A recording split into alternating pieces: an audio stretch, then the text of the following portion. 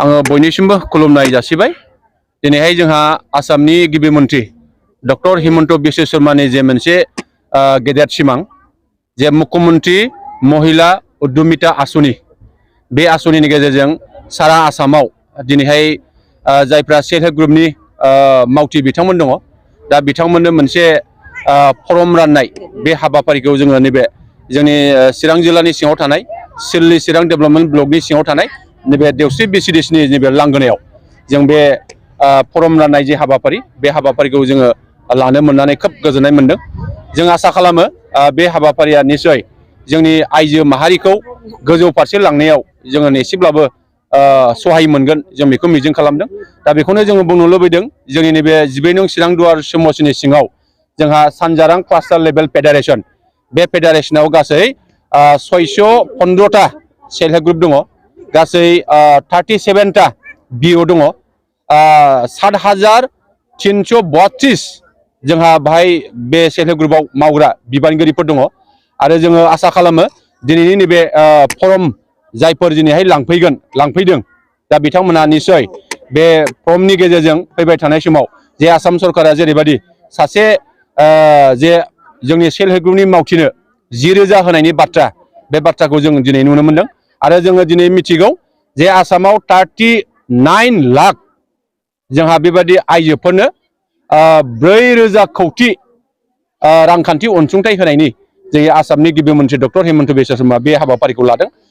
जोङो बेखौनो बुंनांगोन जे थांनाय 2023 मायथाइनि 17 सेप्तेम्बराव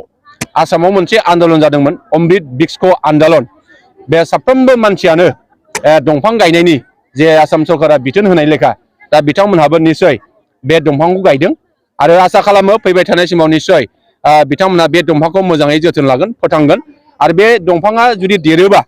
निस्सय जोङो इनभाइरनमेन्ट, मोजां मोनसे थासारि, जोंनि बारहावाखौ जोथोन लाखिनाय, गोग्गो लाखिनाय, आरो फैबाय थानाय समाव जोङो बे दंफांनि गेजेरजों निस्सय जोङो अक्सिजेन लानानै जोङो थांनानै थानो हानाय मोनसे सुबिदाया जागोन, आं बेखौ मिजिं खालामो। आरो बेबायदिनो देग्लाय 10,000 होगोन, फैगौ बोसोराव 25,000 होगोन। बेबायदिनो साफ्रोमबो आइजोफोरनो जोङो 1 लाख बेबायदि रां मोननायनि मोनसे आसनिया जानो थांगासिनो दङ, आरो बे खामानिया जागायबाय। आरो जों मिजिं खालामो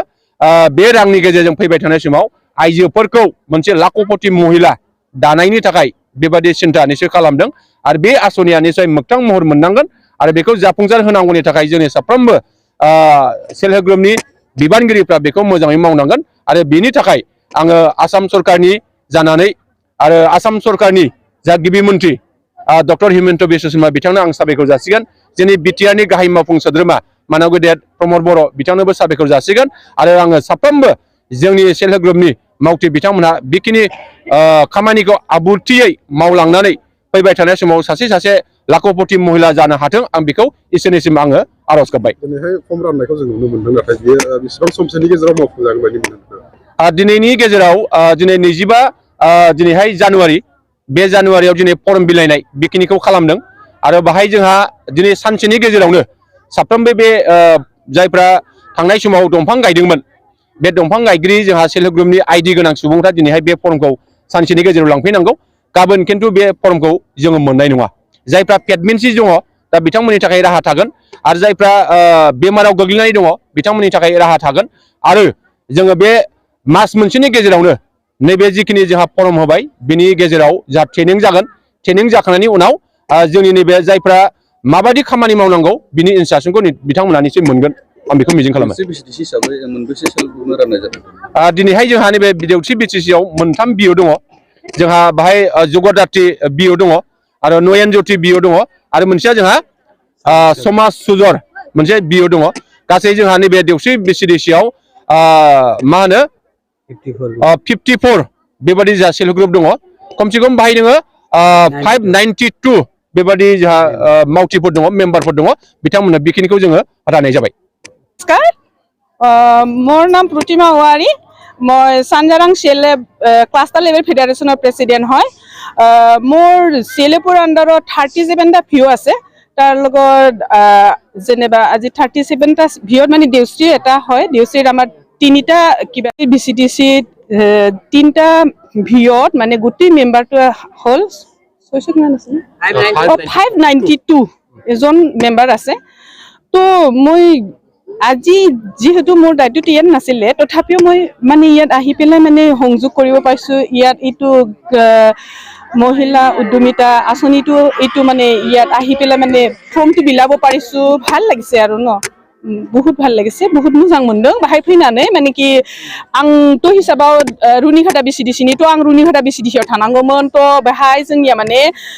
माबाया गैया आरो ना मा होनो जिबिका सेकिया गैया दिउस्रियाव थ' बिथाङा माने चेन्नाइ बिदियाव दंहैयो आरो ना बेहा एसे प्रब्लेम जादों न'खरनि लोमजानाय थ' बिनि थाखायनो माने जों बाहाय थाफैनांदों जाहैदों आरो बेबायदि माने दा जे बे आसनि मा होनो मुख्यमन्त्री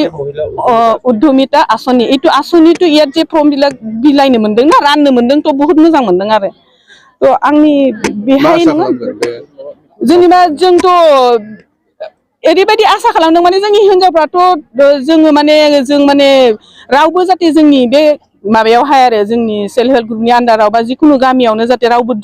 माने दुखिया जानानै थाया ना गोरिब जानानै थाया बयबो जाते गाव महिलाफ्रा माने गाव गावबागाव माने आथिङाव गसंनो हायो बिदि हिसाबै माने जि माने आसनि लादों बे आसनिया जाते जाफुङो आरो जों सानदों माने जोङो बे दा जे 10,000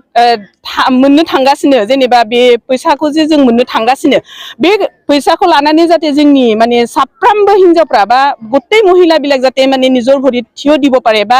নিজৰ কাম যি মানে কৰিব লৈছে সেইবিলাক যদি কিবাটো মানে সাকসেস কৰিব পাৰে সেইটোৰ কাৰণে মানে এইটোৱে আৰু আগবঢ়ালো আৰু গোটেই মহিলাবিলাকক ধৰ মই দিনং আই পালে মোক আজি মুখ্যমন্ত্ৰী উদ্যমিতা আঁচনি মোক বহুত ভাল লাগিছে আৰু আমাৰ এইখিনি কৰি আমাৰ মহিলাখিনি বহুত আগবাঢ়িছে আজি আমাৰ 2000 আমি 14 পৰা আমি সেলফ হেল্প গ্ৰুপ বনাইছো আৰু বহুতখিনি আমাৰ গ্ৰুপ বানাই ভাল পাইছে আৰু মুখ্যমন্ত্ৰী ছাৰে আমাক ইমানখিনি সহায় কৰিছে আমি বহুত আৰু আমাৰ হেৰিখিনি ভাল পাব আৰু কি চৰকাৰৰ পৰা আপোনালোকে কি সহায় পাইছে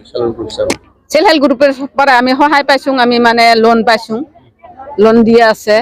আৰু এতিয়া ছাগলী কিবা গাহৰিৰ এইগিলান পালন কৰাৰ জন্য ট্ৰেইনিং হৈ আছে এগুলো আমি আৰু বহুত ভাল পাইছো কেনেকুৱা কাম কৰি যাব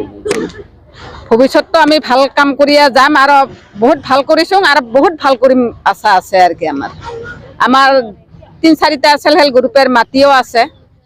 কাবাৰ 1 বিঘা আধা বিঘা এনেকাৰে কাবাৰ বাঁচ বাগান লাগাইছে কাবাৰ তামোল বাগান লাগাইছে আৰু আমি এই সেলফ হেল্প গ্ৰুপৰ দ্বাৰাই আমি একটা ডাঙৰ কমিউনিটি হল পাইছো আমাৰ মোৰ নাম দুকুলে সেলফ হেল্প গ্ৰুপৰ নাম পৰগতি জাগৃতি আৰু মোৰ ভিয়ৰ নাম নয়নজ্যোতি মই প্ৰেসিডেন্ট আজি কয়টা সেলফ হেল্প গ্ৰুপৰ মানুহবিলাক ইয়াত মানে আমাৰ এতে 11টা সেলফ হেল্প গ্ৰুপৰ মানুহ জমা হৈছে আৰু 2টাৰ এলাও পৰ্যন্ত কিবা আহি পোৱা নাই লিষ্টটো আহি পোৱা নাই আহিব কি জান মোৰ আশা মুখ্যমন্ত্ৰী মহিলা মতে आसनि बे आसनिखौ मोननानै जोङो दा गोजोननाय मोनदों आरो सार मुख्यमन्त्री हिमन्त बिश्व शर्मा सारनिफ्रायबो रोजा रोजा साबायखर बावहरबाय आरो बिटिआरनि चिफ प्रमद बर' सारनिसिमबो रोजा रोजा बावहरबाय जों बे आसनिखौ मोननानै जोबोद गोजोनदों दा जोङो आङो दा जग्रजाथि बिजौआव बिथराइ सेल्फ हेल्प ग्रुपनिफ्राय फैदों गामि लावख्रिगुरि जों दा बे आसनिखौ मोननानै जोबोर गोजोनबाय आरो बेजोंनो जोङो दाउ नङाबा बोरमा लानानै इनकाम खालामगोन आङो दा बेखिनिखौनो बुंनानै रोजा रोजा नोंथांमोननि एरियानिफ्राय मोनबेसे ग्रुप बाहाय ग्रुपआ बुरजा जोंनि बिजौआवनो जग्रजाथि बिजौआवनो 22टा जाखाबाय दा ओमफ्राय नयनज्योति दं आरो मोनसेया माबामोन आं बावबाय बेखौ मोनथाम बिजौ दंखायो देउस्रि बिसिडिसियाव दा माबायदि हाबा मावलांनो सानदों जों दा बे आसनिजोंनो जोङो टारगेट लाखादों जों सरखारनिफ्राय माबा मोनसे मोनबानो जोङो मोजाङै बिदिनो सोरबा दाउ अमा लागोन सोरबा मोसौ बायगोन बेजोंनो जोङो सोलिलांगोन आरो संसारनि आरो सोरबा बिदिनो बागान आरिफोर गायनानै सोलिनोसै बेखिनि आङो रोजा रोजा सारनिसिम साबायखर बावनाय थाबाय बिटिआर सारनिसिम